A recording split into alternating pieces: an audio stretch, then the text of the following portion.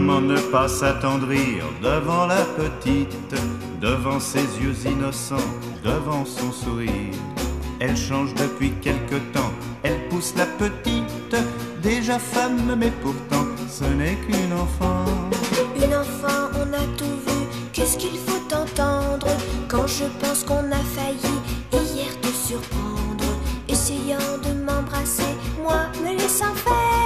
Il n'est pas si mal, l'ami de mon père. Il y a une chanson qui s'appelle La Petite, que j'entends un peu partout, là, que j'aime beaucoup, mais je voudrais comprendre une chose précise. Le texte me gêne un petit peu, j'avoue. Ah bon? Moi, pas beaucoup, mais un petit peu. Alors, écoute, Claude, je vais t'expliquer. Il y a des gens qui ont l'esprit quelquefois mal tourné. Oui, effectivement, cette chanson La Petite, est-ce que c'est un flirt? Est-ce qu'on ne sait pas exactement ce que c'est? Non, c'est tout simplement que ma petite Française, j'ai envie de la protéger, quoi qu'il lui arrive. Je voudrais pas qu'il lui arrive des bricoles. N'est-ce pas, ma petite Française? Si. N'est-ce pas? Oh, ma petite Française. Voilà. C'est pour ça que c'est ma toute petite à moi, mon petit ange. Je suis son grand frère, quoi. Hein? Moi, je suis obsédé, carrément. Et puis, je suis obsédé par la catégorie de filles qui viennent me voir. Je vais te dire, même si ça peut paraître physique, parce que, bon, on me dit, bon, tu aimes les fruits verts, t'aimes les petites filles dès qu'elles ont de 15 à 18 ans, après 18 ans, c'est des vieillards, on n'en parle plus. Alors, je dis, c'est un petit peu ça, et en fait, c'est le contraire. J'aime ou jusqu'à 17, 18 ans, après, je commence à me méfier. Bon, Dieu seul sait si j'ai des aventures au-delà de 18 ans, bien sûr, heureusement.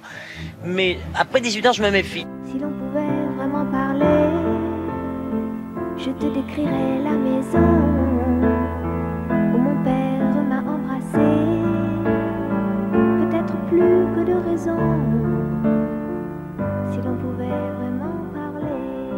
J'ai fait une chanson, un jour qui s'appelle Petite, parce que tous les hommes de mon âge, en chiffres, je veux dire, à partir de 40 ans, je pense qu'il n'y a pas eu un homme qui n'ait un jour regardé une petite fille en train de devenir une femme avec l'œil de l'homme.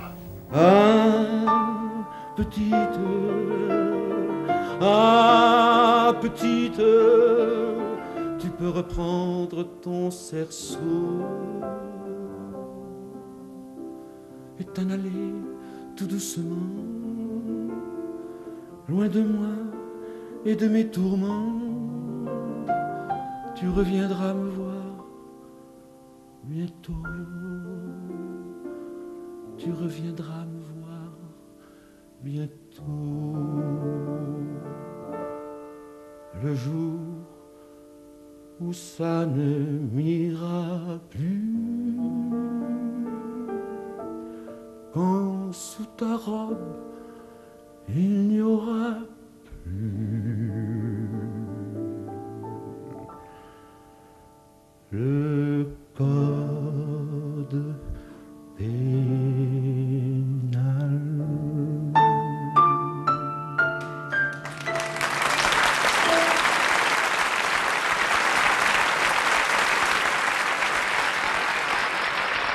Il s'agissait de relations un peu personnelles avec une fille de 14 ans. Mais quand vous l'avez connue, il n'y avait pas seulement des préoccupations morales, il y avait une base qui était la réalité, votre préférence pour les petites filles peut-être. C'est pas ma préférence pour les jeunes filles, disons, ou jeunes femmes, ça sonne mieux en français. En ayant des expériences avec les gosses, en jouant avec eux, en ayant des rapports émotionnels et même sexuels, sexuels dans le sens émotif, caresse, etc. J'ai appris beaucoup sur ma propre personne. Je pense que les adolescents, les jeunes enfants, disons entre 10 et 16 ans, les moins de 16 ans, sont peut-être à l'âge où les pulsions d'affectivité, les pulsions sexuelles également, sont les plus fortes, parce qu'elles sont les plus neuves. Et je crois que rien ne peut arriver de plus beau et de plus fécond à un adolescent ou une adolescente de vivre un amour, un véritable amour. Avec qui? Soit avec quelqu'un de son âge, mais aussi peut-être avec un adulte qui l'aide à se découvrir soi-même, à découvrir la beauté du monde créé, la beauté des choses. Je sortais quand un gosse frais et charmant, que j'ai d'abord pris pour une fillette, m'a regardé. C'était le bon choix, comme aurait dit Giscard. Oui, un joli gamin, pétillant de malice, parlant un bon anglais, écolier bien propre, 13 ans.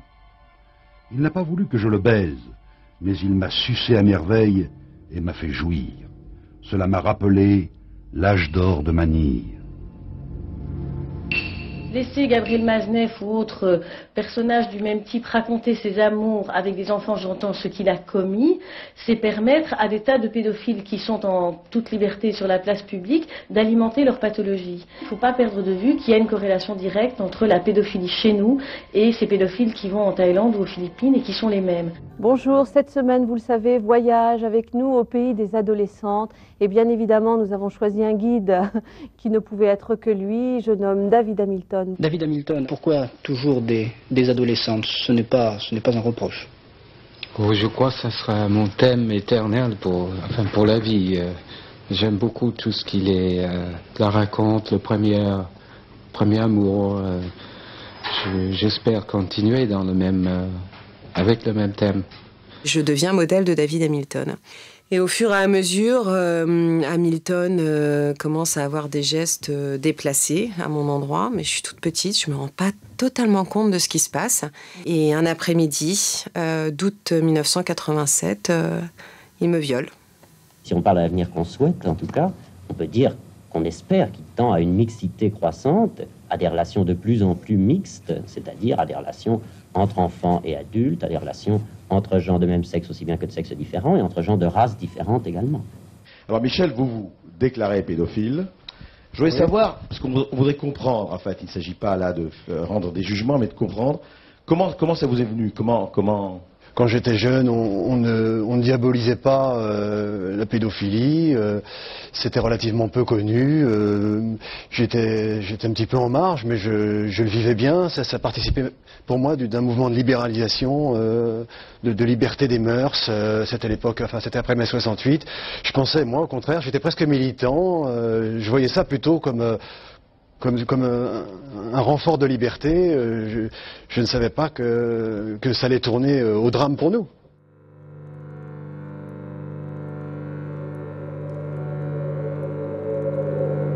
Savez-vous combien d'enfants sont victimes de violences sexuelles? Pas en Thaïlande ni aux Philippines, mais en France, comme dans toute l'Europe. 1 sur 5. 20% de nos enfants sont victimes. Concrètement, ça signifie que dans chaque école, chaque classe, de 3 à 5 enfants sont ou ont été victimes, au moins une fois, de violences sexuelles.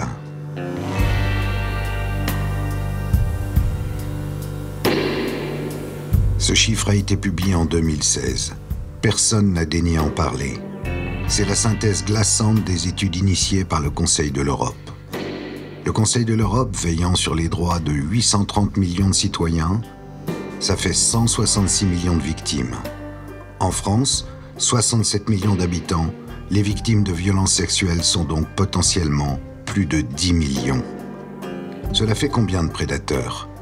Mathématiquement, plusieurs centaines de milliers. Les violeurs d'enfants sont donc là, parmi nous. Ce film raconte comment ils sont parvenus à passer entre les gouttes, entre les mailles du filet. Malins, ils ont su mettre en place, à tous les niveaux de la société, une véritable machine à étouffer la vérité, pour continuer à abuser d'enfants impunément. Ils ont commis des dégâts irréparables depuis des générations. Nous sommes face à un véritable fléau social. Il ne faut pas oublier qu'on est d'abord des millions à avoir été violés dans l'enfance, qu'on représente un électorat, qu'on est fort et forte, et que si on bouge pas maintenant, alors que les présidentielles arrivent, alors qu'on vient de se faire mais tellement arnaquer, c'est perdu. Franchement, c'est perdu. De quoi on parle? On parle d'atrocités, on parle de crimes, on parle de combien de personnes qui se sont foutues en l'air parce qu'elles ont été victimes de viols. Combien de personnes?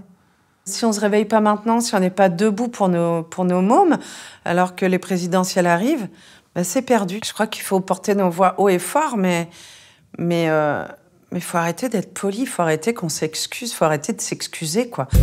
En décembre 2020, avec Oméra Cellier, présidente d'Innocence en danger, et Serge Garde, journaliste, nous avons publié 1 sur 5, le manifeste contre la pédocriminalité. Nous proposions 25 mesures pour que la peur et la honte changent de camp. Nous, élus de la nation française, devons prendre nos responsabilités et protéger les plus fragiles d'entre nous.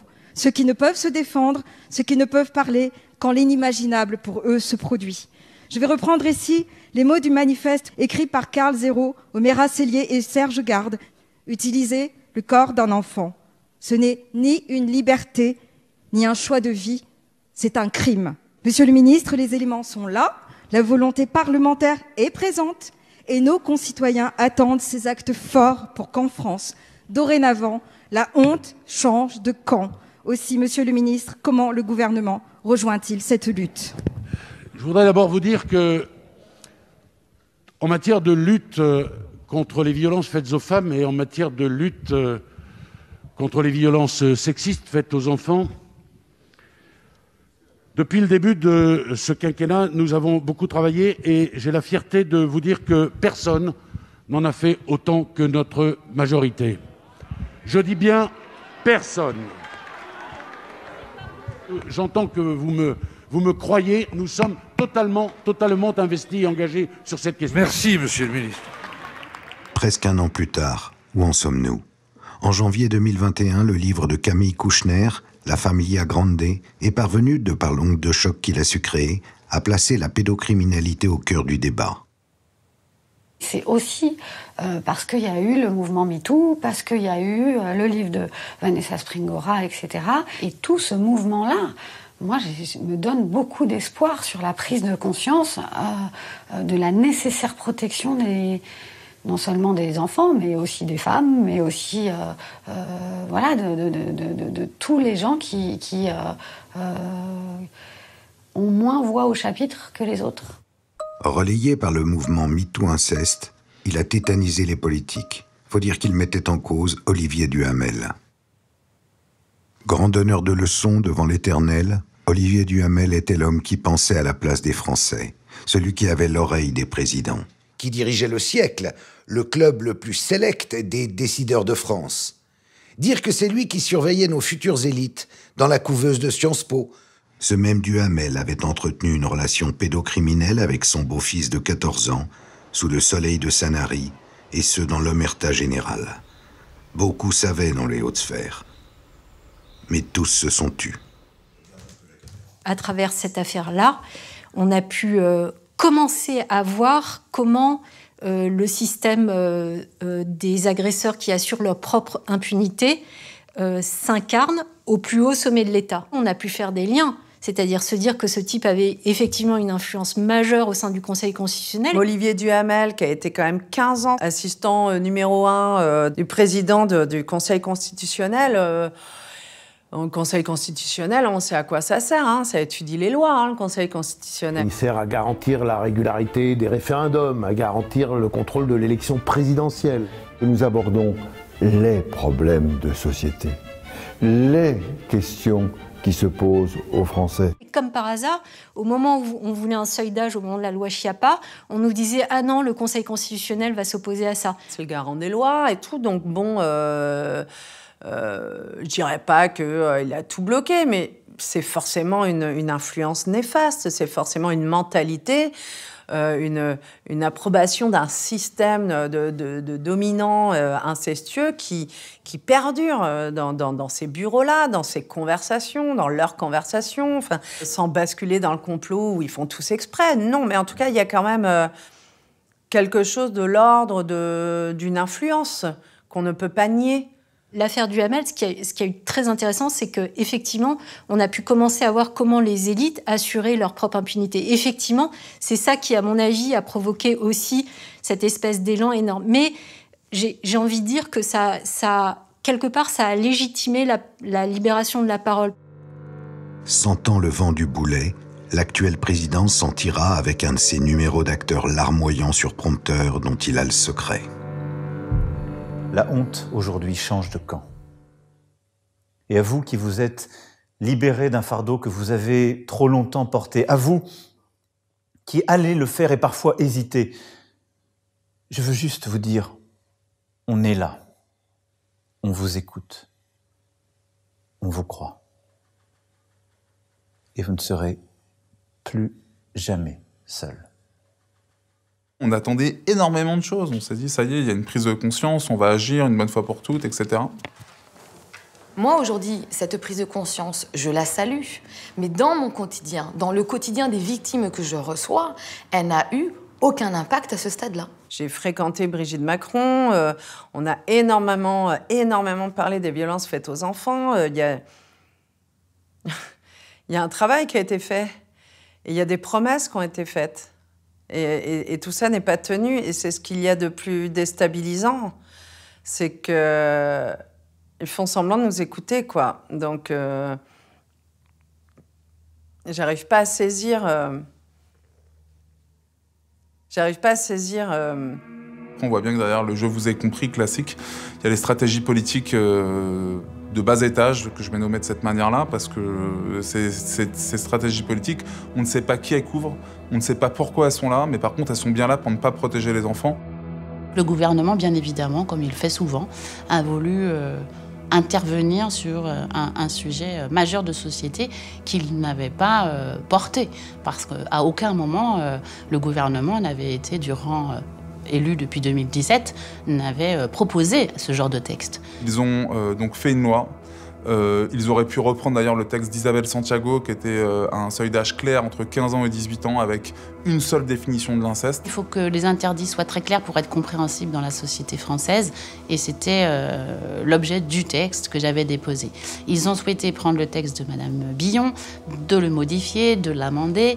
J'espère qu'avec cette commission, nous arriverons à créer une dynamique de la parole libérée, de l'interrogation de l'ensemble des institutions, de la société, des individus sur l'approche de ces questions, que nous arriverons à donner à voir ces tragédies. On parle, on se rencontre, on parle.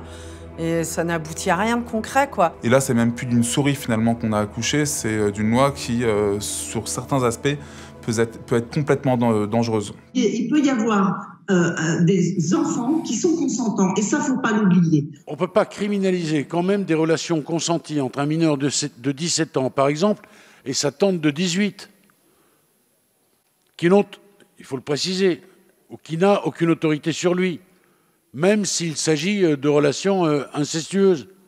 On a un garde des Sceaux qui parle en pleine Assemblée nationale d'inceste consenti. Enfin, je veux dire, c'est un moment inouï, sidérant. On se dit, mais quand même, c'est pas possible qu'il le fasse en tant que ministre de la Justice. Mais c'est quelque chose, c'est improbable.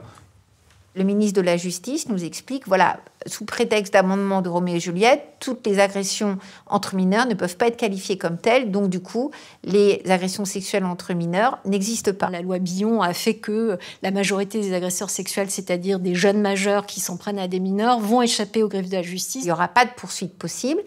La population n'a pas été prévenue de ça. La loi qu'a imposée le gouvernement a été vidée de son sens. Tous les amendements déposés pour qu'elle ressemble à une vraie loi ont été sciemment retoqués. On a vu un exemple assez explicite des effets d'annonce, c'est-à-dire des belles campagnes de publicité sur « on va mieux protéger les enfants ». On a une coquille totalement vide à cause de différents décrets, de différents éléments qui ont été transmis par les législateurs qui font que la loi est au final totalement abrogée. C'est une coquille vide. Des gamines de 14 ans et demi, je dis à dessein le mot gamine, ont des relations avec de jeunes hommes. Et l'inverse est vrai aussi. C'est une réalité. Et dans cette hypothèse, on fait quoi? Et même, si on cherche bien, on peut connaître des couples qui se sont connus avec cet écart d'âge et qui, 20 ans après, sont toujours ensemble. On fait quoi, là? On dit, mais il y avait un crime? Moi, je ne veux pas être le censeur de la sexualité de nos adolescents. Dans la stratégie manipulatoire de la communication d'État par rapport à cette prétendue attention portée aux mineurs victimes, on a un garde des Sceaux qui, sous prétexte de protéger les enfants, en fait, les donne en pâture à être violés soit par d'autres, soit par des adultes. Vous voyez bien dans les chiffres du ministère de l'Intérieur, si on regarde les condamnations, 65% des auteurs ont moins de 24 ans, 45% des auteurs ont moins de 16 ans, c'est qu'il y a un vrai putain de problème avec les adolescents et les jeunes adultes. Depuis, je dirais, l'hypermédiatisation qui a été engendrée par les révélations de Camille Kouchner, Moi, mon quotidien de cabinet, mon quotidien de prise en charge d'enfants qui viennent révéler des abus sexuels intrafamiliaux ou dans les écoles n'a strictement pas changé. Je me souviens d'une conversation que j'avais eue avec notre garde des Sceaux, Éric Dupond-Moretti, au téléphone, qui me disait « Oui, mais alors cette ère victimaire ?» Je disais « Mais vous vous trompez, en fait, monsieur le ministre, on n'entre pas dans une ère victimaire.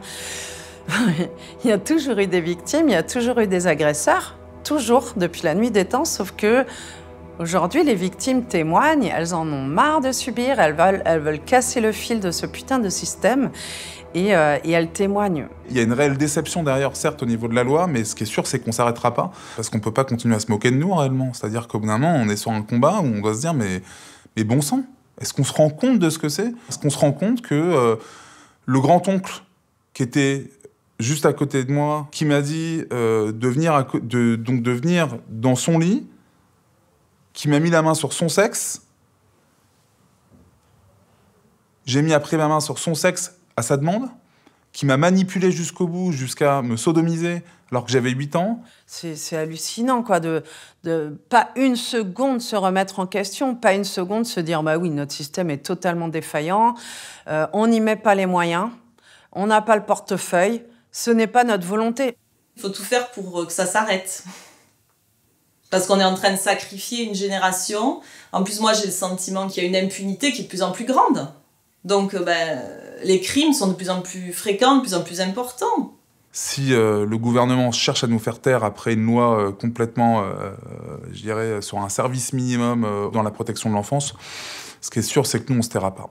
Les choses ne bougent vraiment que lorsque la France du sommet ne peut plus éviter le changement. L'histoire le démontre, c'est quand la France est en colère que ça change vraiment. Les avancées pour en finir avec le fléau de la pédocriminalité dépendent donc du basculement définitif de l'opinion publique, c'est-à-dire de vous, qui ne dit mot consent. Le changement ne vient pas d'en haut. Le changement, et on l'a vu dans toutes les études sociologiques internationales, le changement, il vient toujours des citoyens ou des lanceurs d'alerte. Si la société civile se fédère et si elle arrive à hurler pour la condition, la protection de ses enfants, peut-être qu'on arrivera à quelque chose. Pour l'instant, la société civile, elle lit des articles, elle s'indigne un peu sur les réseaux, mais elle n'est pas dans la rue à porter ce sujet, et c'est bien dommageable. La grande différence avec autrefois, c'est que grâce aux réseaux sociaux, les victimes peuvent s'exprimer.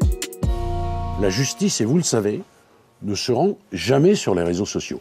Mais c'est peut-être parce qu'elle n'est plus rendue dans les tribunaux qu'elle a changé d'adresse, monsieur le garde des Sceaux.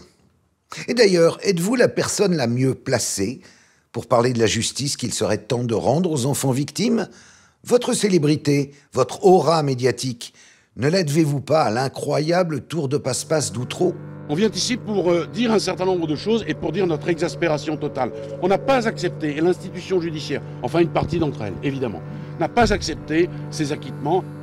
J'ai fait toute ma carrière à l'agence France Presse et lorsque j'ai découvert l'affaire d'Outreau, j'ai été halluciné de découvrir que la vérité n'était pas celle qui était connue du grand public à partir de ce que leur avaient donné les médias comme information. Interrogez les gens dans la rue aujourd'hui, la plupart des gens vous diront qu'il n'y a aucun enfant victime. Outreau. Des gens pauvres prostituaient leurs enfants et des gens riches venaient en profiter. Où sont passés ces clients? Aucun n'a été retrouvé. Ce que vous ne saviez sans doute pas, c'est que la justice a reconnu 12 enfants comme ayant été victimes de viol, souvent filmés. On a retrouvé le caméscope, mais curieusement pas les cassettes. On se rend compte à quel point ça a été une manipulation théâtralisée, parfaitement orchestrée par les avocats des personnes mises en cause à cette période-là. Maître Dupond-Moretti a agressé à coups de termes tels que mythomane, menteur, un enfant pendant plus de 6 heures, à tel point cet enfant a fait pipi dans sa culotte, terrorisé. Vous vous dites, là, il y a un grave problème. Le procès, instrumentalisé par un carteron d'avocats habiles, a permis de discréditer définitivement la parole des enfants. Pour la première fois dans l'histoire de la justice française, on a vu débouler le procureur de Paris avant même le verdict. Ça aurait dû être un scandale d'État, ça ne l'a pas été. C'était un besoin de m'exprimer, ce qui s'est passé, l'image qui en est résultée pour la justice, d'une institution qui broyait les gens. C'est quelque chose que je ne pouvais pas continuer à supporter comme ça. L'institution a bien broyé des gens, mais c'était des enfants. 7. Il y en a 7 qui m'ont touché. Qui m'ont violé. Pas caressé, qui m'ont violé. C'est l'autre vérité d'Outreau, dénoncée par Serge Garde dans son film. Entre la défense et la vérité, il peut y avoir un fossé. Il n'y a aucune autre vérité. Il y en a une, elle a été consacrée par 2 cours d'assises. C'est un film malhonnête, c'est un film totalement partial, c'est un film poisseux. Il sous-entend que parmi les acquittés, il y aurait des coupables, et il est fait d'un certain nombre de contre-vérités. Les enfants, eux, ce ne sont pas eux qui vont aller faire des manifestations dans la rue, ce ne sont pas eux qui vont faire des hashtags, ce ne sont pas eux, en fait, qui vont pouvoir aller sur des plateaux télé. Les enfants sont ceux, encore une fois, qui sont enfermés dans un silence. Il y a eu un certain nombre d'adultes relaxés qui ont été à nouveau mis en cause dans des affaires, dont certains condamnés. Parmi eux, Franck Lavier, qui fut le porte-parole des acquittés. Il y a eu des tentatives de suicide. Il y a eu des séjours en psychiatrie. Il y a eu des douleurs, des familles brisées, des enfants brisés. Il y a nous brisés. Et tout ce que je peux dire à l'heure d'aujourd'hui, c'est que on a été réhabilités à la civilisation. À l'issue de 48 heures de garde à vue, Franck Lavier a été mis en examen pour viol et agression sexuelle sur sa fille de 17 ans. En revanche, l'acquitté de l'affaire d'Outreau a été laissé libre. Qui en parle? Personne. Pour quelle raison? Ça sert qui, si ce n'est les pédophiles? Après 5 ans d'instruction, Franck Lavier devrait bientôt comparaître en correctionnel et pas aux assises. Ça veut déjà dire que la qualification de viol a été rétrogradée en atteinte sexuelle. En attendant, le mal est fait. Les témoignages d'enfants, depuis Outreau, la justice ne les écoute plus. Je vais être claire, moi le terme Outreau, il n'y a pas une semaine où je ne l'entends pas dans nos juridictions, dans la bouche d'enquêteurs. Aujourd'hui, la valeur de la parole d'un enfant, elle est totalement anéantie. La parole d'un enfant ne vaut rien. Suite à la commission qui a eu lieu après Outreau, ils ont déclaré qu'il ne fallait plus parler de crédibilité de la parole du mineur. C'était parfaitement orchestré. Et ce n'est pas pour rien qu'il y a eu cette affaire-là. Elle a servi, elle a permis de discréditer très durablement la parole de l'enfant. Le système actuel est fait pour dénier la parole de l'enfant. La parole de l'enfant n'a pas de valeur. Pour exemple, dernièrement, sur une expertise, dans le cas d'une brigade de la famille, une audition d'enfant, auditionne l'enfant et à la fin de l'audition, disent à l'enfant qui a 6 ans, « De toute façon, t'as menti. C'est pas vrai tout ce que t'as dit, t'es qu'un menteur. » Comment voulez-vous qu'un enfant de 6 ans qui vient de dire quelque chose face à 2 adultes réagisse? Il dit, ben non, c'est vrai. Mais non, t'as menti. La plupart des professionnels mettent une espèce de lunette réductrice, la plupart du temps autour de... en disant que l'enfant ment, que la mère le manipule, et qui leur évite à la fois de voir qu'il y a des violences sexuelles, mais qui est complètement aberrante au niveau de la méthodologie d'approche et d'analyse de la situation. Nous devons constater qu'il existe une espèce d'idéologie, et dans le sens littéral du terme, cette idéologie fait que nous considérons que si un parent lanceur d'alerte, notamment les mères, et si un parent lanceur d'alerte sollicite les services de protection de l'enfance, les services de police, c'est très certainement parce qu'elle est haineuse d'un père et qu'elle souhaite, dans un contexte de divorce, éloigner ce père de ses enfants. La mère, en fait, est diabolisée. Au lieu d'être protégée, la mère est diabolisée. Ça, c'est une réalité en France qui est assez dramatique parce qu'on a des mères qui sont contraintes certaines fois de protéger leur enfant, d'être hors la loi, donc de ne pas présenter, d'être condamnées, des fois qui sont emprisonnées, des fois qui partent à l'étranger, qui deviennent complètement des personnes sans identité parce qu'elles doivent se cacher.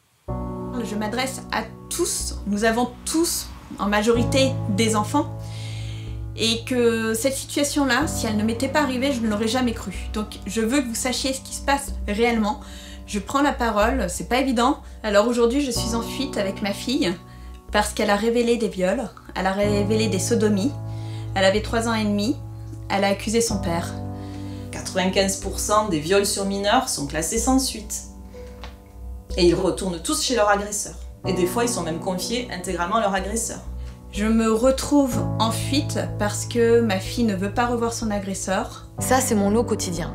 Ces familles, aujourd'hui, ne savent plus si elles doivent se tourner vers la justice ou si elles doivent régler par elles-mêmes leurs difficultés. On nous dit de porter plainte, de prendre un avocat, mais j'ai fait tout ça, Je me suis retrouvée menacée par la juge des enfants, de placement de ma fille.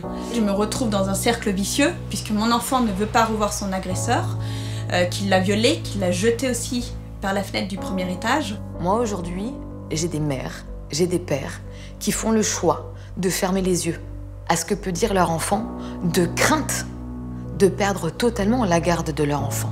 On vous donne le choix entre la peste et le choléra, entre revoir son agresseur ou à ce qu'elle soit placée en foyer. Mais vous imaginez boire un thé avec la personne qui vous a violé la semaine dernière? Donc en justice, la petite victime est perdue d'avance, elle ne peut pas se protéger. Ben, c'est ça l'inceste, c'est la réalité de l'inceste ici en France, la réalité en justice. Vous savez combien ça coûte les procédures pour en arriver là? Parce que vous avez des avocats qui vont demander 200, 300, 400 000 euros à la fin d'une procédure. C'est ça, une procédure pour protéger ses enfants. Un avocat, en moyenne, c'est 200, 300 euros de l'heure. Vous imaginez le coût que ça représente. Quand vous avez des assistances éducatives, des dossiers, des procédures devant les juges des enfants, c'est 10, 15, 20, 30 heures de dossiers, d'analyse de dossiers, à 300 euros de l'heure. On se paupérise pour ça, on fait des crédits pour protéger notre enfant, pour sauver nos vies. Voilà ce que c'est que la réalité judiciaire en France. Donc on a des femmes qui sont ruinées financièrement, qui sont ruinées physiquement, qui sont ruinées psychiquement, qui sont très isolées des familles parce que plus personne ne les aide. Il y a 6,7 millions de victimes d'inceste, ce sont les derniers chiffres. 2 à 3 enfants par classe, mais aucun père incestueux. Il y a 1% de condamnation. L'énorme problème, c'est qu'en France, on n'est pas du tout dans une logique de protection de l'enfant. Nous avons des lois qui sont là pour protéger les enfants, sauf que les juges ne les appliquent jamais. Le parquet a classé sans suite le dossier de ma fille, comme si elle fantasmerait. Alors déjà, qui fantasme d'être violée? Faut qu'on m'explique. D'autant plus qu'à 3 ans et demi, elle n'a pas du tout le cerveau qui est en interaction, qui est capable de fantasmer. On n'est pas du tout dans le respect du droit des enfants. C'est-à-dire qu'on ne se situe pas à hauteur d'enfant, mais à hauteur d'adulte. Mettez-vous un instant à ma place, que feriez-vous? On est en train de construire une génération complète d'enfants, totalement, je dirais, détruits, maltraités par des décisions. Il faudra quoi pour que je puisse revenir et que ma fille soit en sécurité? Je crains ce que va devenir cette génération d'enfants. Ce sont des futurs parents, eux-mêmes avec des enfants. La littérature scientifique a démontré que environ 40% d'enfants qui ont connu des violences sexuelles vont devenir des adultes agresseurs. Ces enfants-là, non seulement ils ont subi une maltraitance par des violences sexuelles ou autres, par des mauvaises décisions de justice, vont être enfermés dans des traumatismes. Ce sont des personnes qui commencent les agressions quand ils sont eux-mêmes parfois enfants et adolescents. Et le scénario est le scénario qui se répète à l'identique de ce qu'ils ont subi. Moi, je suis obligée d'alerter sur le fait que notre système actuel de justice vient tout simplement alimenter, en tout cas favoriser, le déni et le silence. Et cette contradiction-là ne pourra amener, à mon avis, qu'à un effondrement général, un effondrement dans la confiance qu'une population doit avoir au vu de sa justice. Si d'aventure il veut éviter cet effondrement, le système judiciaire va devoir repenser complètement le rôle des experts dans les affaires pédocriminelles, car certains d'entre eux sont surtout des experts en erreur. Ce qu'il faut comprendre, c'est que les magistrats ont dans leur boîte à outils de compréhension d'une situation un certain nombre d'experts.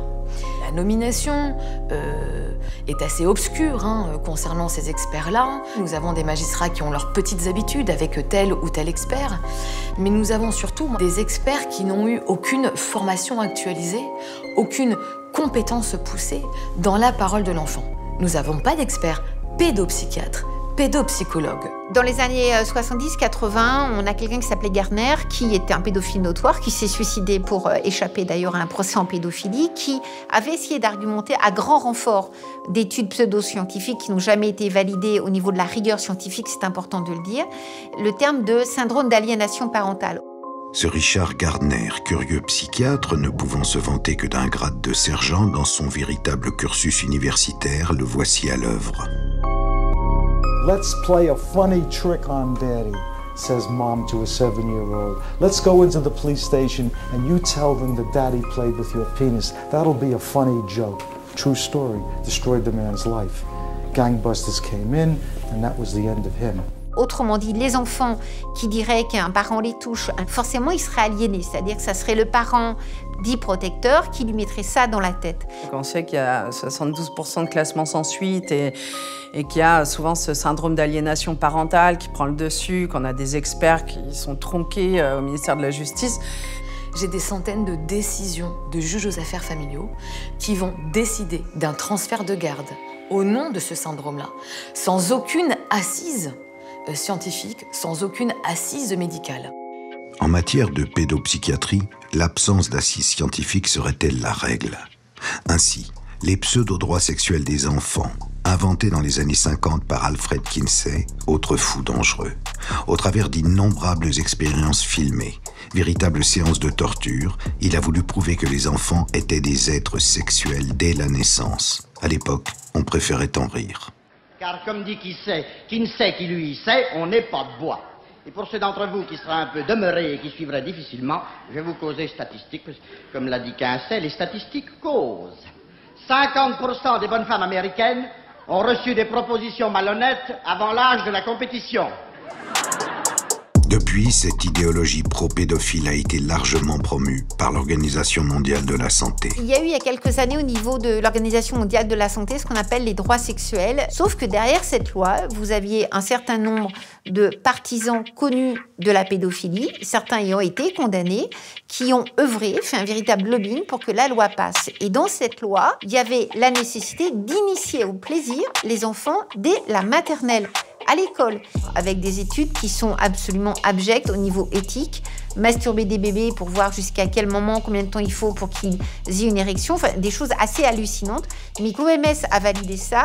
Il y a même eu en Europe, quand la loi est passée, des boîtes qui ont été vendues avec des matériels pour les écoles maternelles. Maternelles, c'est des petits, hein, c'est des 2-5 ans, avec des pluches en forme de sexe. Et l'objectif de la séance d'éducation à la sexualité en classe était de montrer comment un sexe de garçon en peluche faisait pour rentrer dans une vulve en peluche censée représenter le sexe d'une fille. L'éducation à la sexualité, c'était ça.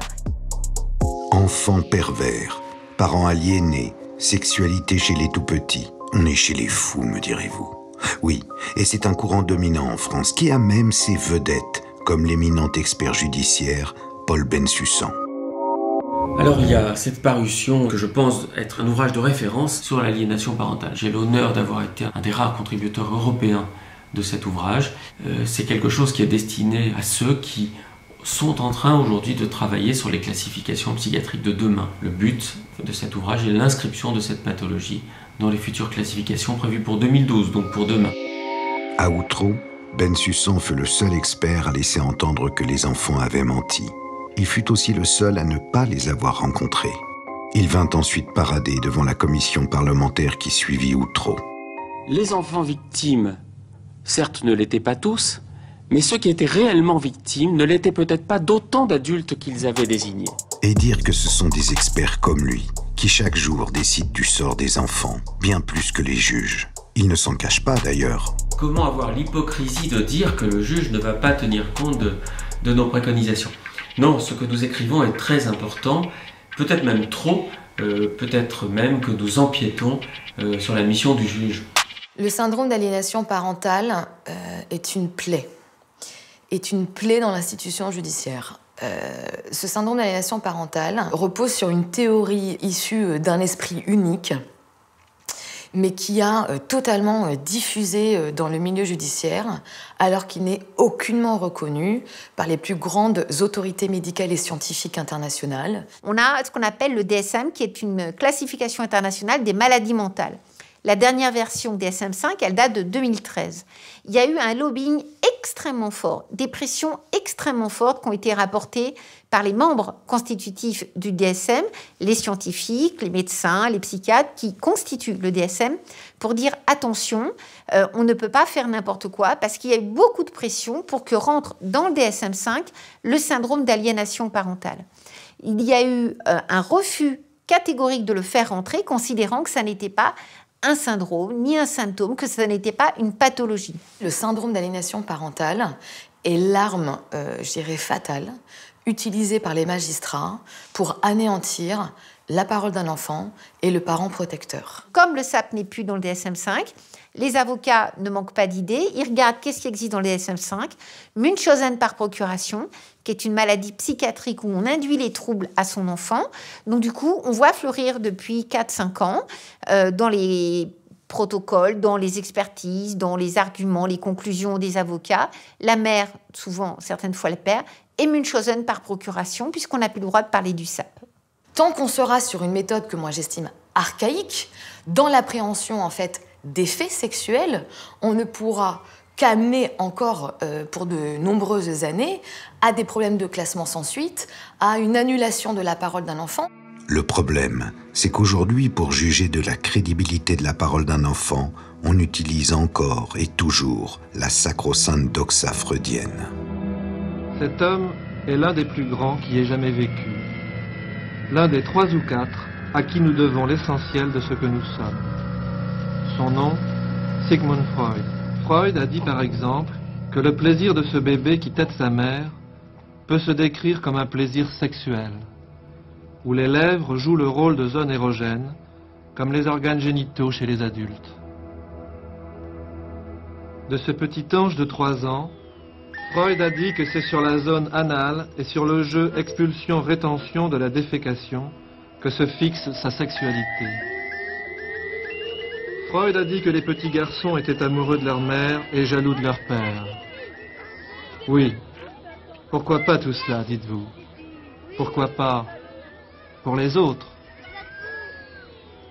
Mais non, Freud a dit que c'était le cas pour vous, pour nous tous, pour chacun de nous. L'instrumentalisation de la pensée freudienne a fait beaucoup de dégâts parce que certains avocats, certains magistrats l'utilisent pour disqualifier encore plus l'enfant en disant bah ça c'est normal, de toute façon tous les enfants sont pervers, même Freud l'a dit. Si l'enfant libère sa parole, c'est du fantasme et c'est de l'imaginaire, c'est du fantasme oedipien et c'est de l'imaginaire, et donc, quoi qu'il en soit, sa parole est discréditée. À l'origine, avant le complexe d'Oedipe, Freud avait eu une toute autre intuition. Il pensait, avec plus de bon sens, que l'origine des névroses et des traumatismes était due à une stimulation sexuelle à un âge présexuel. C'est ce qu'on appelle la première topique. Et puis, à partir de 96-97, il a eu connaissance d'un certain nombre de secrets de famille qui ont fait que l'histoire de la réalité des violences sexuelles, de l'inceste, c'était juste plus gérable pour lui. Et du coup, il a fait un changement à 180 degrés. Sigmund Freud a renoncé en quelque sorte au traumatisme réel et concret pour se focaliser sur le fantasme sexuel. En effet, dès l'année suivante, sous peine de se voir marginalisé par la bonne société viennoise où il évolue, il va renoncer à sa première idée sous la pression de ses pairs, sans parler du sien de père. Comme Freud lui-même le révèle à son ami Wilhelm Fleiss, son père Jacob Freud forçait son frère et ses sœurs cadettes à lui prodiguer des fellations lorsqu'ils étaient enfants. Il écrit « Mon père était un de ces pervers. Il est cause de l'hystérie de mon frère et de celle de plusieurs de mes jeunes sœurs. » Freud sort alors le complexe d'Oedipe de son chapeau. Cette théorie nous a imprégné notre société, nos écoles de psychanalyse, nos facultés de médecine, nos facultés de psychologie, et nous a appris en quelque sorte à délaisser le corps et à lui préférer le fantasme et l'esprit.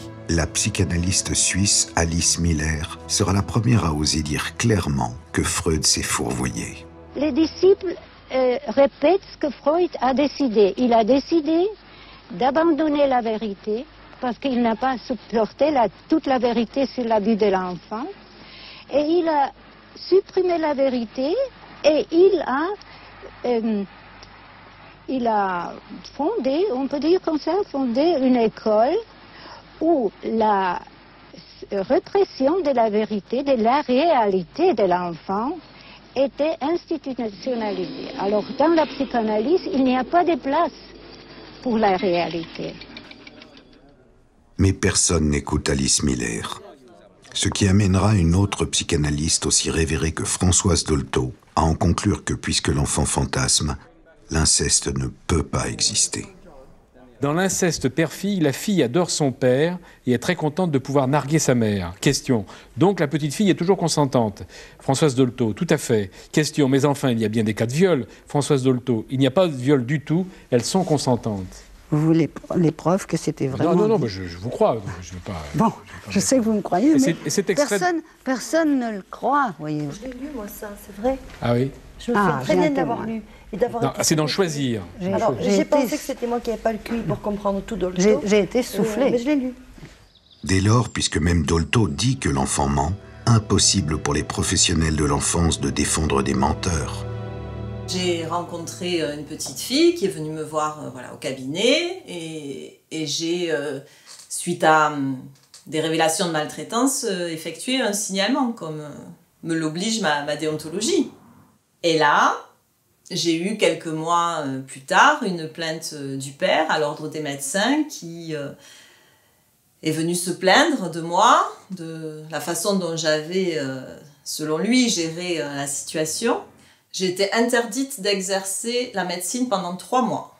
Moi, on m'a reproché l'immixtion dans les affaires de famille, jusqu'à me reprocher d'avoir fait un signalement au juge des enfants. On n'est pas suffisamment protégé quand on fait des signalements. On sait qu'on va avoir des représailles derrière, des parents qu'on signale, peut-être de l'ordre parfois. Et donc effectivement, les médecins ne sont pas en sécurité pour signaler.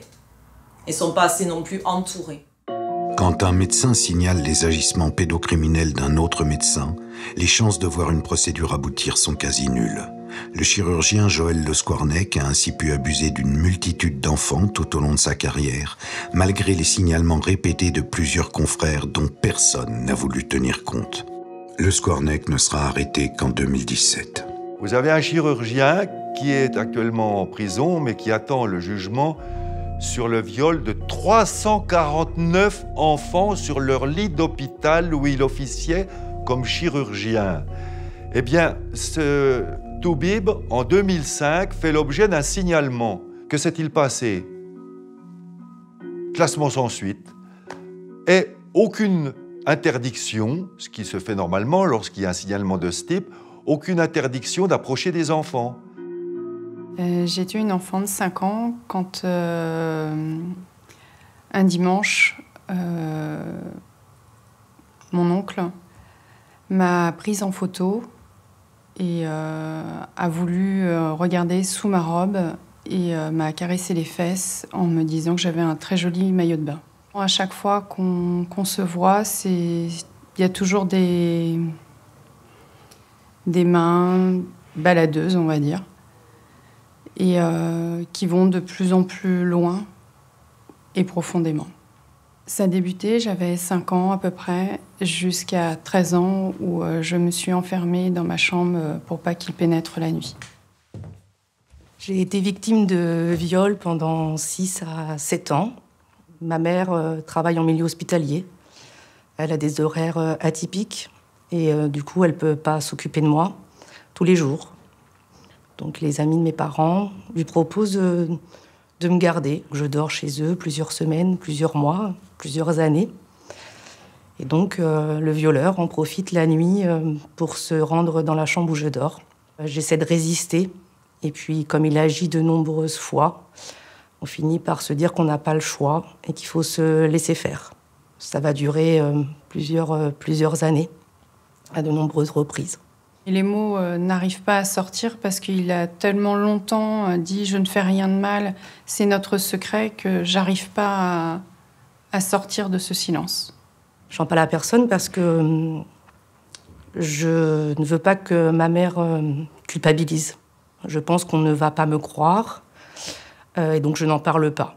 Je devais avoir 24 ans, je pense. J'ai appelé en disant, voilà, j'ai été victime dans mon jeune âge. Quand j'ai appelé, on m'avait dit que les faits étaient prescrits et que je ne pouvais rien contre cet homme. Et la personne que j'ai eue au téléphone, je lui ai dit, il est dangereux, il est en contact avec les enfants. Là encore, ça a été un mur de silence. J'en parlerai à ma famille quand en 2017, un appel de la gendarmerie qui me demande si je connais monsieur Untel. Cet appel, même s'il est douloureux, c'est finalement une délivrance. Je me suis rendu compte que de toute façon, il n'y a pas que moi qui l'avais...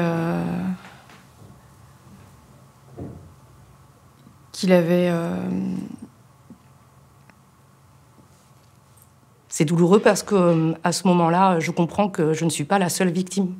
Puisque pourquoi je n'ai pas parlé non plus quand j'étais enfant, c'est parce que je pensais que j'étais la seule, en fait. Alexandra et Stéphanie ont longtemps préféré se taire et ressasser seuls leur traumatisme. Mais d'autres victimes ne recouvrent la mémoire de leur viol que bien des années après. C'est l'amnésie traumatique, refouler l'indicible, le viol subi enfant, l'effacer de sa mémoire. C'est un mécanisme psychique inconscient qui permet de survivre. Cette amnésie affecte de 40 à 60% des victimes. Elle peut durer des décennies, voire toute la vie. Lorsque les souvenirs du viol refont surface, les faits sont souvent prescrits. Son viol à l'âge de 3 ans, l'actrice et chanteuse Marie Laforêt ne s'en souvint qu'à 60. Elle fut l'une des premières à oser parler publiquement de son amnésie traumatique. J'ai revécu très exactement tout ce qui s'était passé, le nom du monsieur, son costume, sa manière de faire, tout. Tout est revenu en même temps. Et il m'a été impossible d'en parler pendant d'abord 3 jours et 3 nuits de crise de larmes. Mais après, très difficilement, j'arrivais à donner des bribes. On sait qu'une partie considérable de ces amnésies traumatiques se prolonge 20 ans, 40 ans. Et les viols que j'ai subis enfant me sont revenus à l'âge de 37 ans. J'ai beaucoup de souvenirs extrêmement précis de mon enfance qui sont remontés comme une espèce de bombe atomique. J'ai été également violée par 2 cousins. Ces cousins avaient 13 et 15 ans, donc j'en avais 12. Quand j'en ai parlé, ça a été à l'âge de 25 ans, ça a été un cataclysme. Et en fait, il m'a sauté dessus pendant que son cadet m'a retenu les mains et l'aîné m'a mis son sexe dans la bouche. La violence était telle que réellement, je pense que j'ai cru mourir. C'est-à-dire que c'était tellement violent, insupportable. Et puis, en fait, c'est ce qu'on appelle de la dissociation traumatique. C'est-à-dire que je sors de mon corps. Je suis sorti de mon corps. C'est comme une intrusion du passé dans ton présent. C'est comme un vieux grenier que tu ouvres et tu vois tous les objets, les jouets qui viennent d'un coup. Et je ne comprenais pas ce qui m'arrivait. C'est un fait que j'ai reçu en pleine figure. Vous ne pouvez en aucun cas le confondre avec autre chose, ni avec une prémonition, ni avec une histoire de confusion mentale. Il ne s'agit pas de confusion mentale. Au contraire, vous êtes d'une excessive précision. Lorsque un être humain connaît des violences qui dépassent ses capacités d'adaptation, et une partie de son cerveau qui s'appelle l'amygdale va inonder cette personne de neuromédiateurs de stress. Les choses vont tellement vite que le cerveau, en fait, il se disjoncte, en fait, réellement. Ces neuromédiateurs de stress sont conçus par la nature pour nous protéger et nous permettre de nous défendre ou nous enfuir devant l'adversité.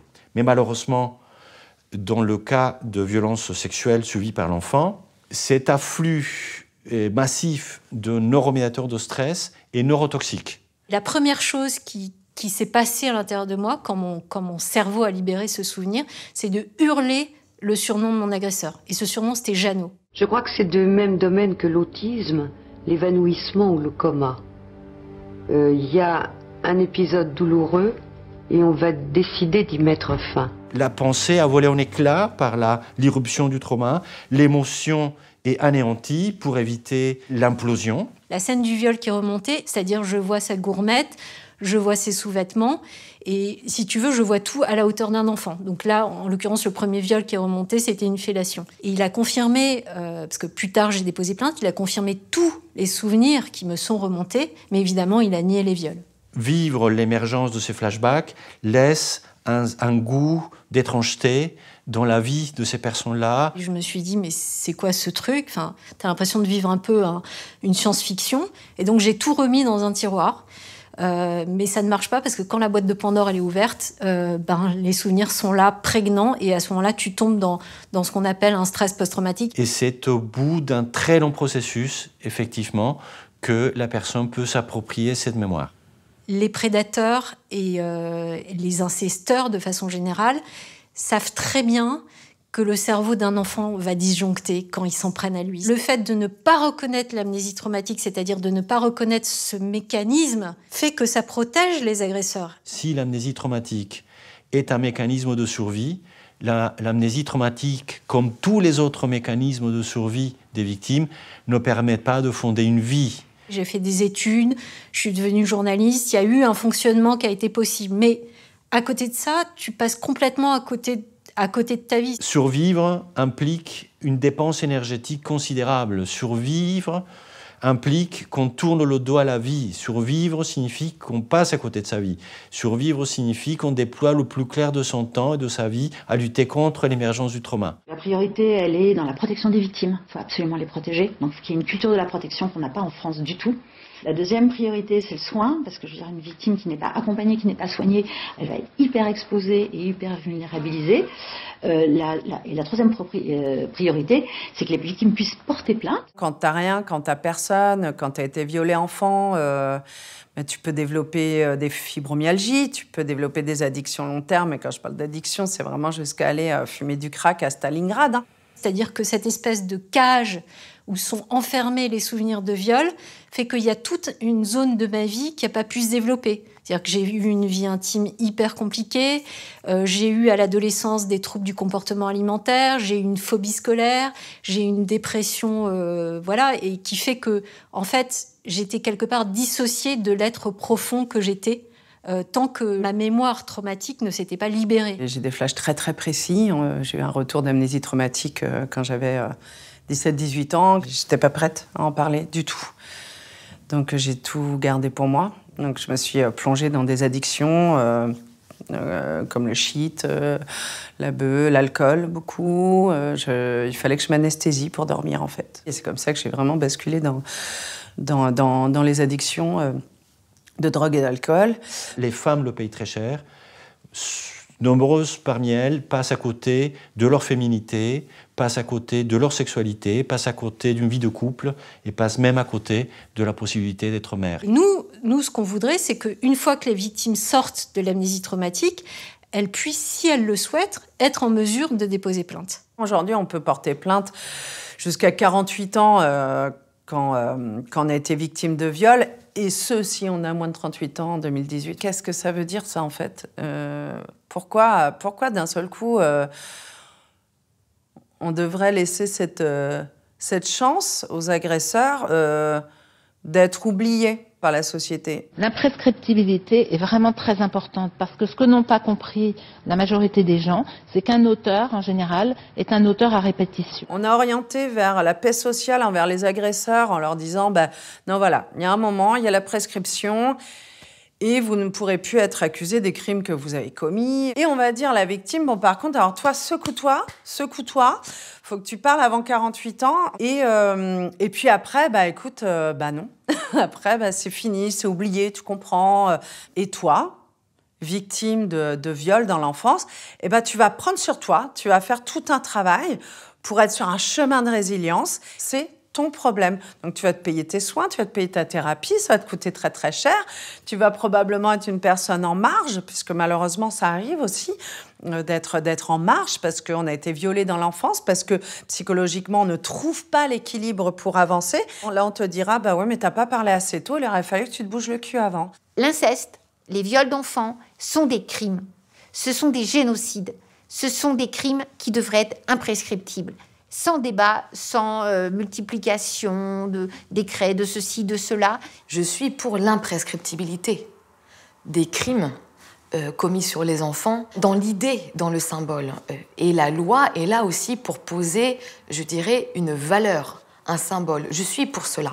Si déjà on pouvait prendre bien en charge les dossiers qui ne sont pas prescrits, alors je serais plus à l'aise pour prendre une parole forte, pour débattre, théoriser, venir presque philosopher autour de la valeur de cette imprescriptibilité-là. Mais moi, je suis dans l'urgence.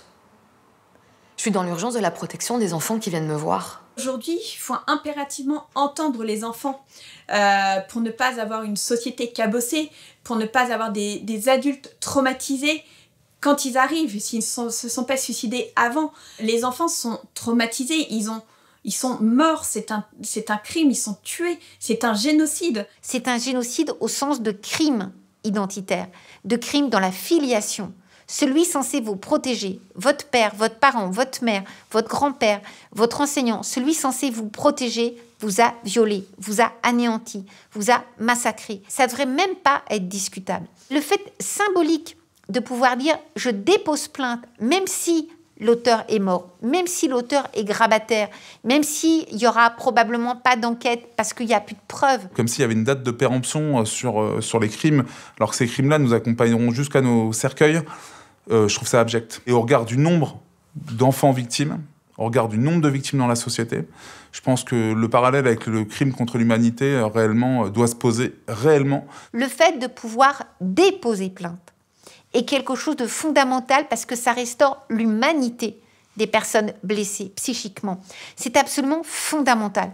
Et ça participe à être une société respectueuse des droits des hommes, des femmes et des enfants. Parce que quand on voit les conséquences et toutes les conséquences en matière de santé publique, en matière de construction de soi, tout ce qu'il peut y avoir justement qui sont en lien avec ces crimes, je pense que ça nécessite l'imprescriptibilité des crimes sexuels sur mineurs.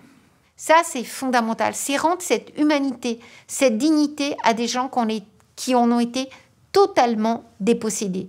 Et là, il y a une très forte responsabilité des politiques. S'il n'y a pas cette décision, on n'en sortira pas. Au-delà de l'inceste, depuis plus de 20 ans, nous alertons sur la réalité des réseaux pédocriminels, extrêmement lucratifs et structurés. Ce sont nos voisins belges en 1996. Ce sont ces 300 000 personnes vêtues de blanc venues crier « Ne touchez pas à nos enfants » après la révélation de l'existence d'un vaste réseau pédocriminel qui m'ont alerté. Puis surtout, c'est la façon écœurante dont elles furent roulées dans la farine par les pouvoirs exécutifs et législatifs qui m'a ouvert les yeux. Dutroux, prédateur isolé ou pourvoyeur d'un réseau? Les 8 années d'enquête n'ont pas apporté de réponse à cette question qui hante tout un pays. Dans le cas de l'affaire Dutroux, cette pénible affaire Dutroux, je me trouvais en vacances dans le Midi et il m'a fallu quand même un certain temps pour me rendre compte combien en Belgique les gens étaient sensibles à ce problème.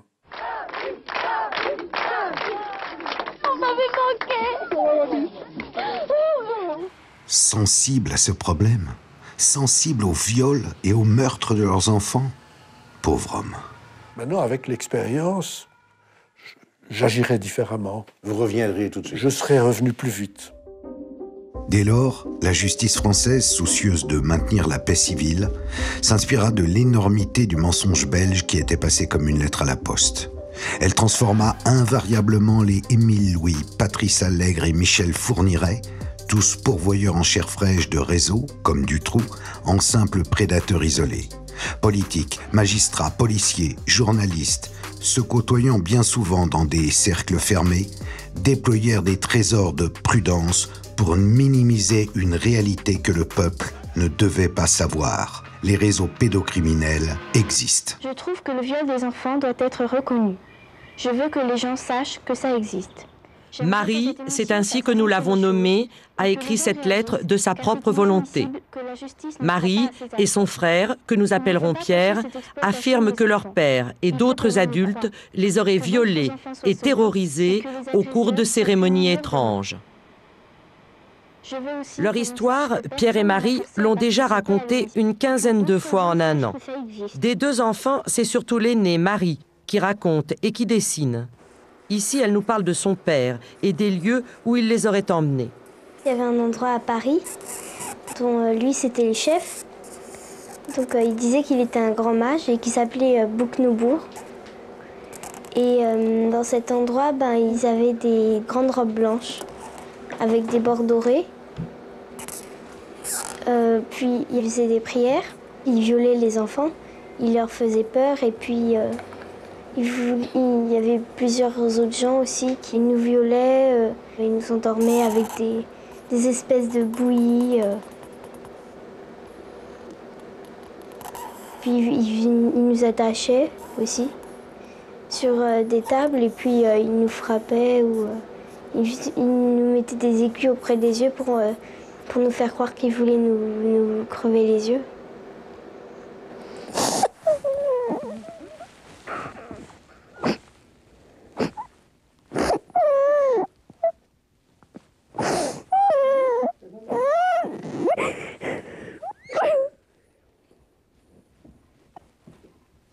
Il est tué. Qui tuait les enfants? Comment tu le sais, ça? Parce que je l'ai vu.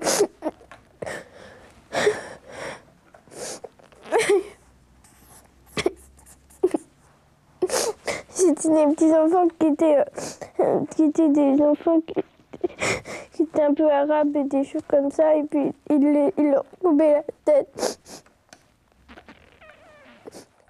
Arrêter un pédocriminel, le juger, ça fait le buzz. Ça donne l'impression que la lutte contre la pédocriminalité est prioritaire.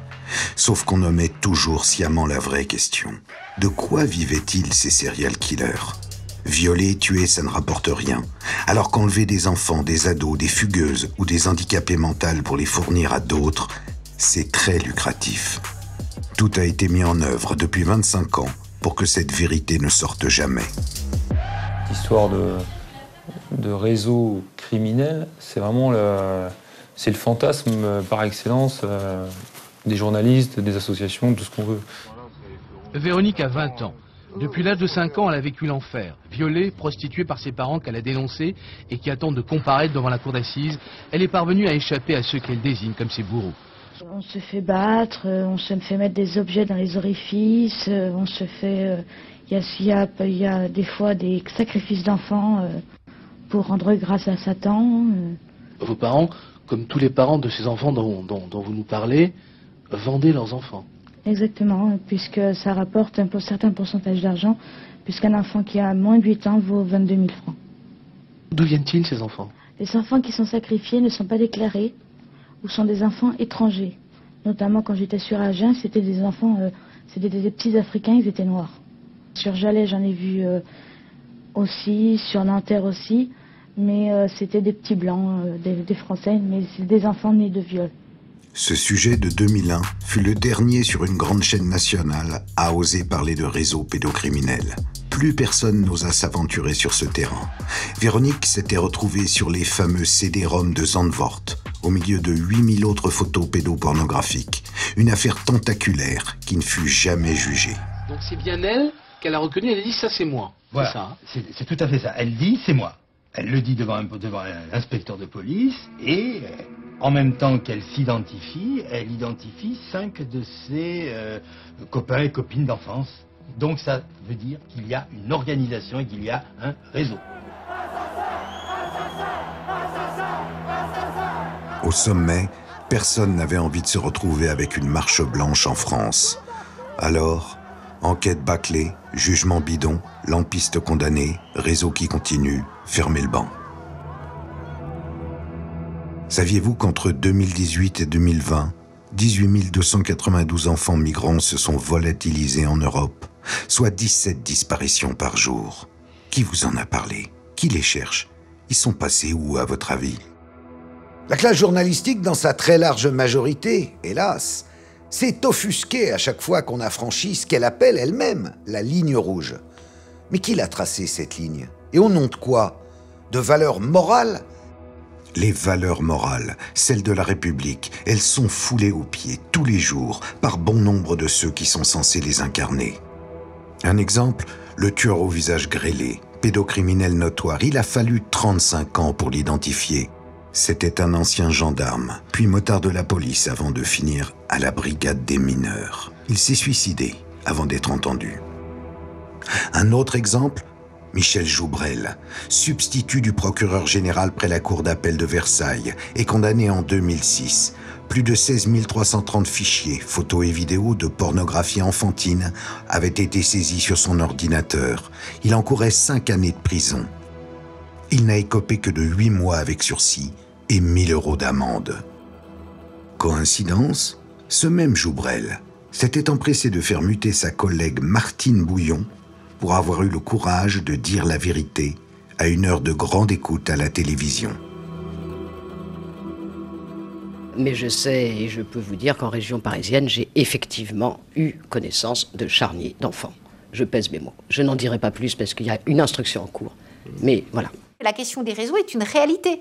Quand vous savez qu'un tel, on fait partie de réseaux pédocriminels, qu'il y a des enjeux derrière avec certains partis politiques, certains hommes de puissance, certaines personnes qui font partie de la bourgeoisie locale, des notaires, des magistrats, des médecins, etc., ça dérange beaucoup de monde. Vous avez signé une tribune, monsieur Jack Lang. C'était il y a 40 ans, 77, avec d'autres signataires et même des grands noms, mais il y avait aussi Gabriel Matzneff, une tribune pour décriminaliser les rapports sexuels avec les jeunes. C'est une connerie. Alors, c'est une connerie.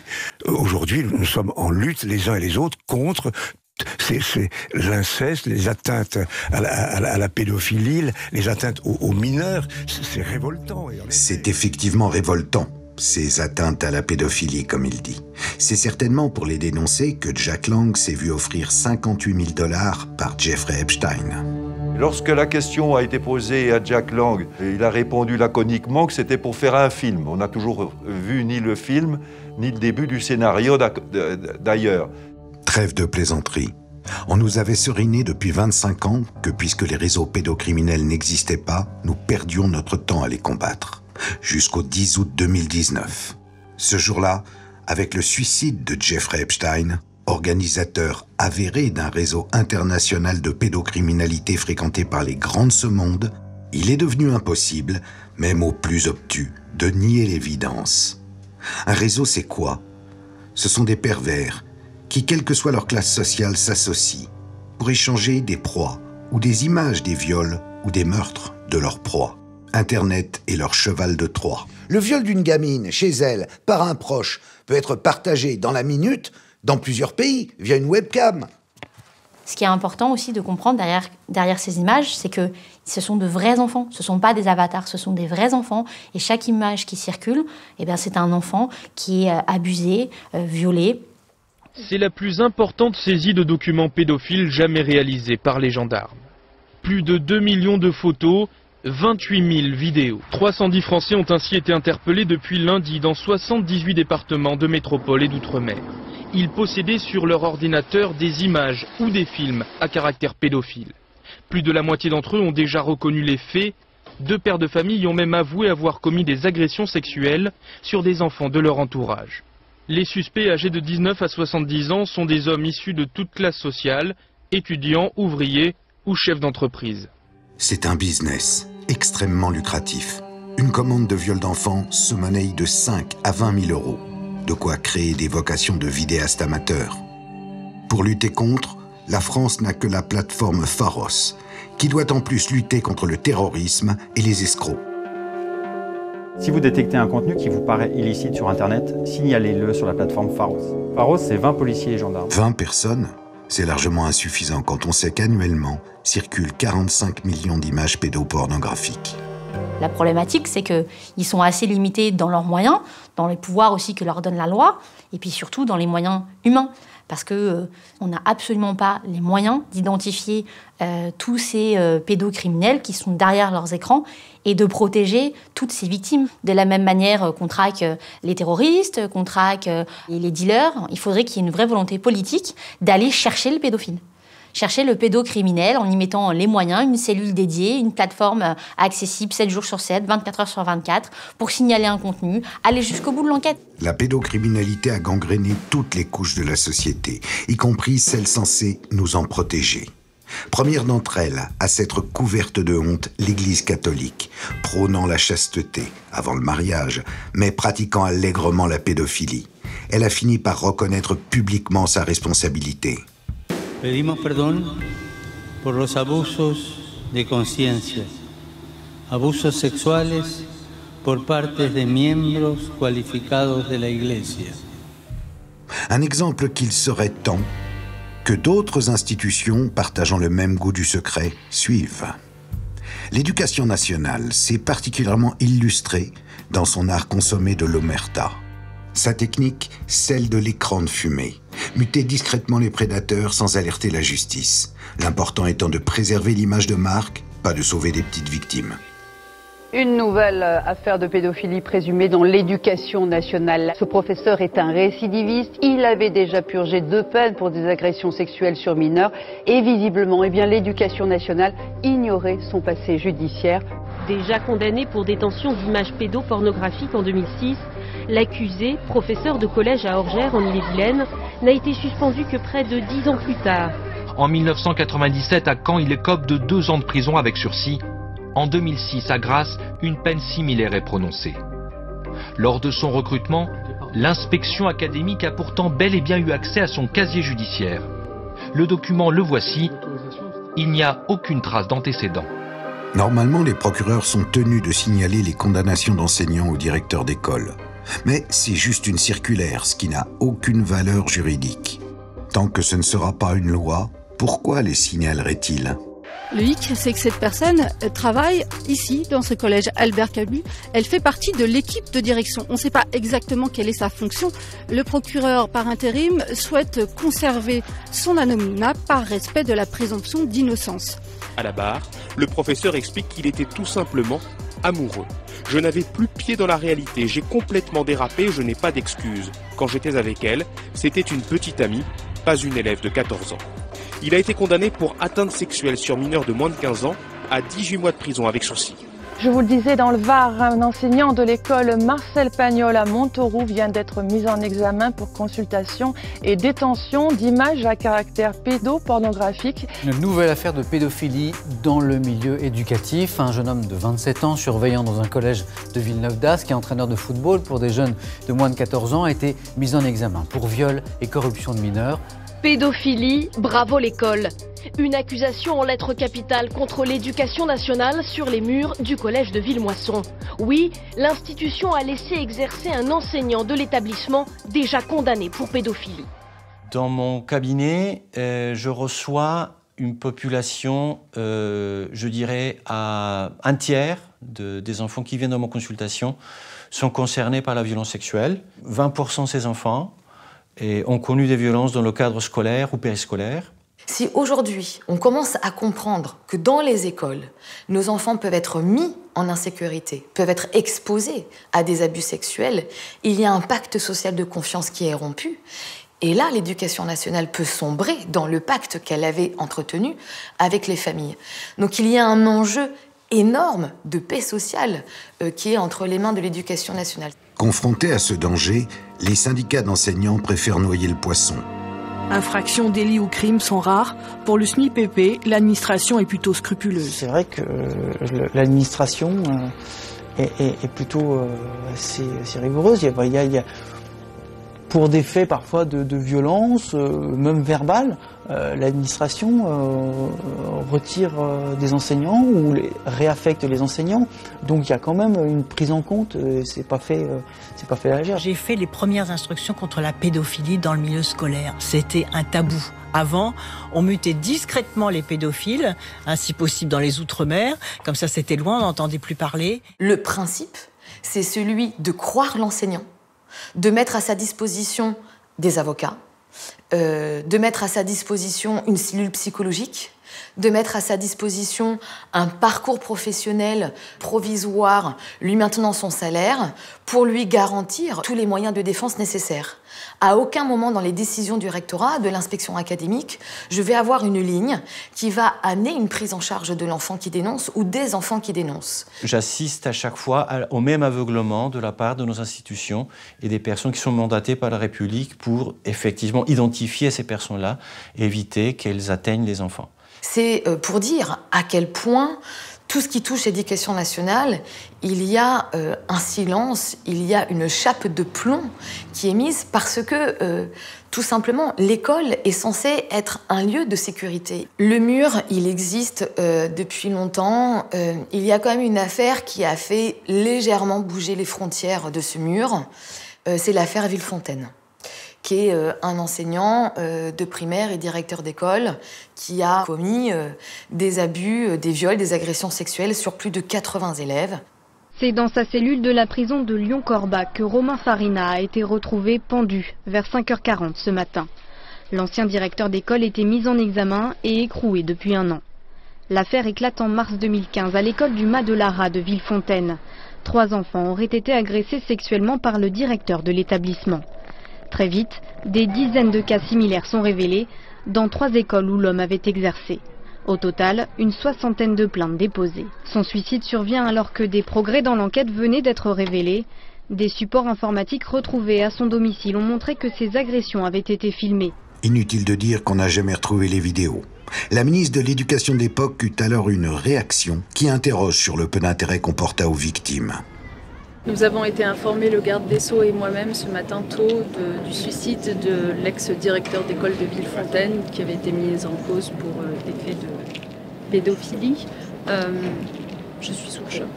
Je suis sous le choc parce que je pense à la fois d'abord à la famille de cet ex-directeur d'école. Quand un enfant est victime dans une école, les parents, à un moment donné, vont se poser la question de « est-ce que mon enfant peut rester dans cette école ?»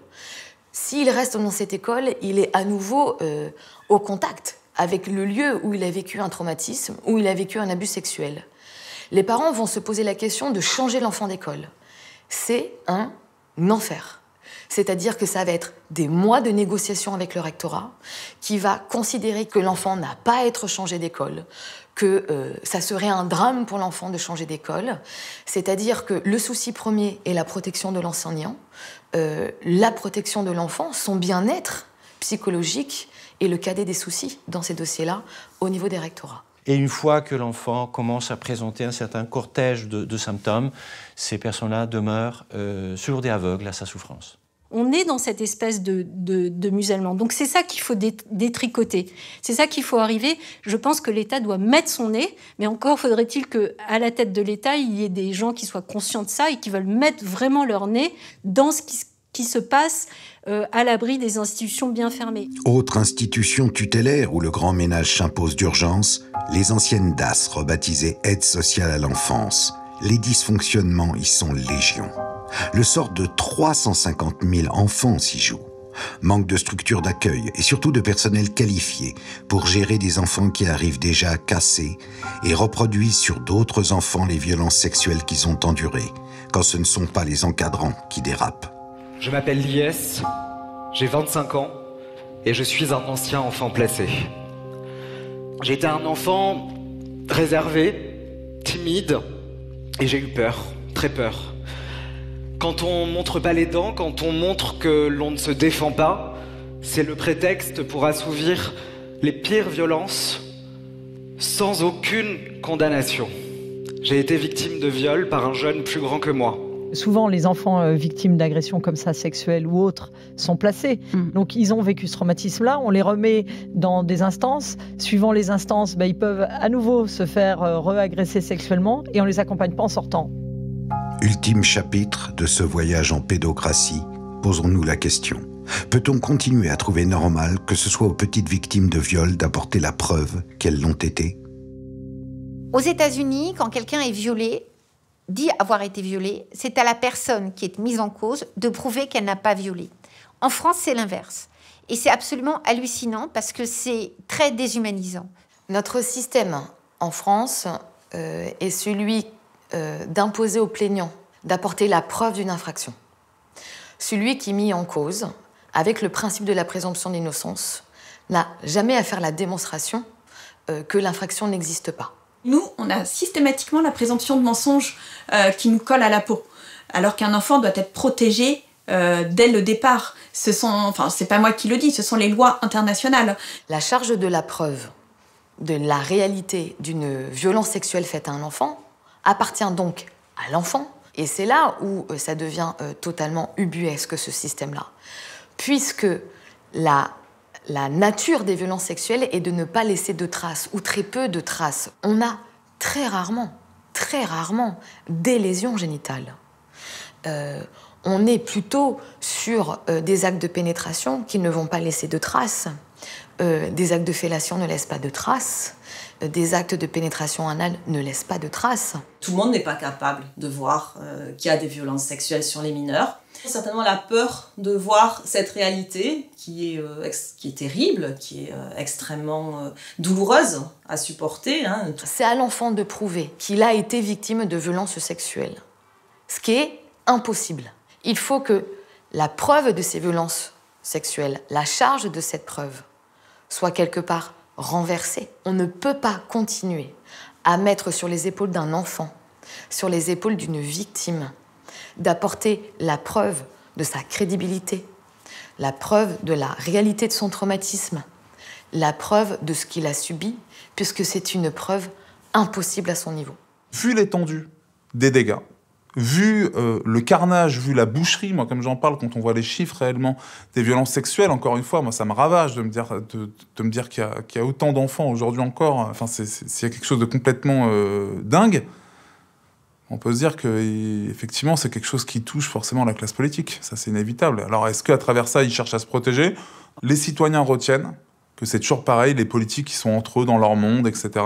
Et en fait ils sont pas comme nous. Autrement dit, qu'ils vont protéger certains d'entre eux qui ont des pratiques, on va dire, peu louables. Une fois de plus, les politiques, ils se protègent parce que ils ont leur petite partie fine entre eux, machin, et puis ils sont dans des réseaux un peu bizarres. Ça peut être vu comme ça.